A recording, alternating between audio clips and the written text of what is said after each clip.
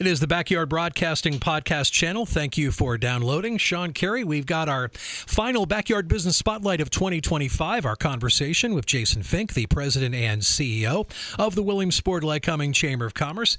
And this interview was conducted on Tuesday morning, December 16th, 2025. Sir, good morning to you and yours. Merry Christmas, Happy Holidays, Happy New Year to you and yours. Happy Holidays. Great to be with you, Shawn. All right. And let's recap Pi Day 5K. Oh, yes. A few weeks back on Thanksgiving, a record morning. Was it over 900 got signed up? It was actually. We had 994 that were registered, and Wonderful. It was just it's always a fun morning. I always enjoy it. Great crowd. I do have to put in a note. One of your colleagues here, Ted Bennett, his daughter, she is a phenomenal runner. Lily Saul tears it up. She has turned into a star at the University of Rhode Island. She is phenomenal and a great person too. So, and not surprising from Dad. She will be back home for Christmas break this weekend. Teddy was telling me, we got to get down to Harrisburg. We got to pick Lily up off the train, and so. Yep. But we will find. She will not be slacking off over the Christmas holiday. I would not be surprised that she will sneak into Montoursville onto the track. Oh, definitely. It would not surprise me. To do some laps, and so she's rip-roaring and ready to go for indoor track season, which will be starting up for her very soon, right after the first of the year. So, we wish her all the best. So, she was one of the big winners at Pi Day 5K. Yeah, she was overall, top 5, top 6, I think she was. Oh, overall, she was like top 5, top 6, and obviously top female. I will throw out, I don't recall the name, but I will tell you we had a phenomenal runner that showed up. She was in the 60 to 69 age category, and she ran a under 18 minute 5K. Very impressive. Hugely impressive. I did learn that she was a former Olympic athlete, I believe a speed walker, if I remember correctly, if I'm telling the story correctly, but that was pretty cool to see. I will tell you. That's an art and a science. Oh, yes, definitely. The speed walking part. Yes. Yep. All right, we're speeding our way through the holiday season. We just finished out the first weekend of the train rides. We wrapped up our WILQ live broadcast at Duncan in Newberry. They did the big renovation celebration on Saturday, and I was heading back home, and I decided to gas up on Maynard Street and went down off the Beltway and looked down to the right. Huge line, people getting on the train right before the 2 p.m. Boarding time on a Saturday. A phenomenal opening weekend for the train rides. And as you have said before, even during the warm weather months, people ask about it all year long, and they delivered and showed up over the weekend. Yes, they did. It's I always enjoy this one. People are, obviously stressed during the holiday season, but it's one of those times where they all are there. They all are happy. We have a great time with it. I will say those who came out for it saw that we had new cars. As we've been talking, the prior operator had retired, sold his cars off. Lycoming Valley Railroad came and bought new cars, and we're running with their new cars. They've been great. Beautiful decorations inside, just a really fun event. So pay no attention to the guy who does the narration of the Polar Express. Oh, please, no. Actually, I need to relay a story to you about that, because there was a gentleman who showed up who said he was blind. You could see, and we were there talking, and he said, I still come to enjoy it. I said, well, just so you know, the story's a little bit different than what we've done in prior years. I said, we have a new narrator on it, and I told him who it was, and he said he loves to listen to you.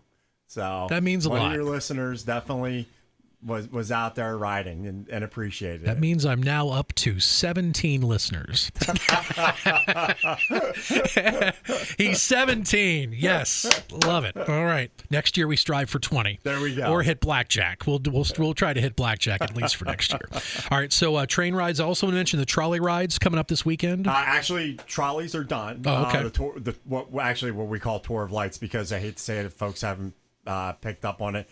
Our trolleys are starting to age, and they're starting to be retired. So it was Tour of Lights this year. But we do have trains this coming weekend. And I will say, if anybody's wanting to ride, We only have 3 excursions left to have any tickets. There's under 300 tickets available in total. So if you want to ride, you better get them here in the next couple days because we'll sell out. Okay, get to Williamsport.org and just look for the train ride button at the top of the website. Click on that, and a little calendar pops up. Then you can choose the day and time and the ride you want to take. Exactly. We've got, I believe, looked at it right before I came on here. We've got 1 excursion available on Saturday and 2 on Sunday that have tickets. All right, so look into that for this weekend. And also before that, you got your final PM exchange of the year with the great folks at Mealy Manufacturing on Thursday. Yes, yeah, looking forward to that. They do a great job. It's always a fun time to be there. It's, the last holiday PM exchange for the year, and we really appreciate them stepping up and being able to provide that. It's a great festive atmosphere. One cool thing that they're doing this year is they are doing, again, I should say, a bike collection, and they've put it out to our members. As members are coming to the PM, they're asking that they donate a bike. They're trying to collect 25 bikes from this PM exchange.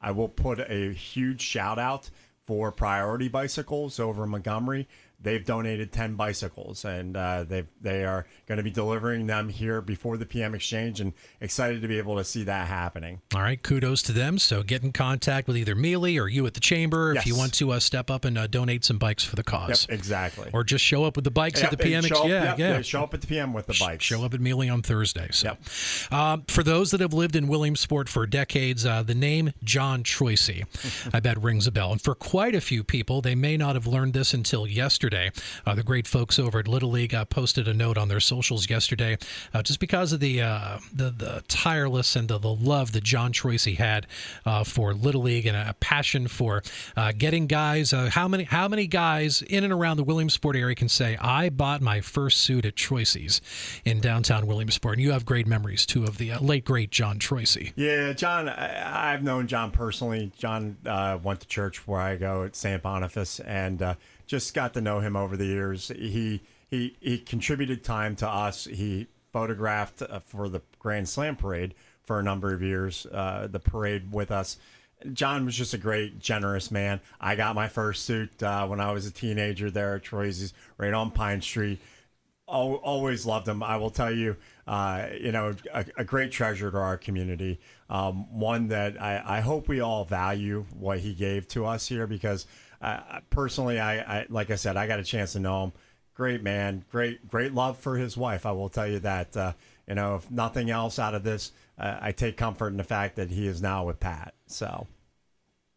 Rest in peace, John Troisi. Yeah. So those remember Troisi's downtown Williamsport, and another business that's synonymous with our area, and we've known them to be on Lycoming Creek Road for decades, Harder Sporting Goods. So we want to say a belated congratulations to Harder Sporting Goods. They got a brand new location now on the Golden Strip, right by the Villa Restaurant, not just up the road a little bit from the Sheets in Loyalsock.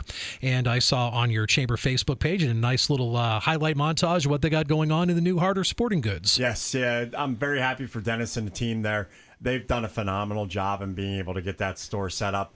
Great visibility for them.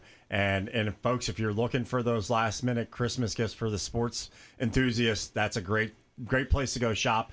It's nice. It's local. You are supporting a nice local business, and we really encourage you to take and do that. I know we got the holidays to enjoy, but lots of little leagues and baseball groups, they do their registrations in January. This is literally like a month away. Yep. So, like you said, perfect time for any of the kiddos out there that are going to start baseball. Get the bats, get the gloves, and get the cleats, get everything rocking and rolling, ready to go for baseball and softball season, which will be starting before we know it. 3.5 months. Think about it, folks.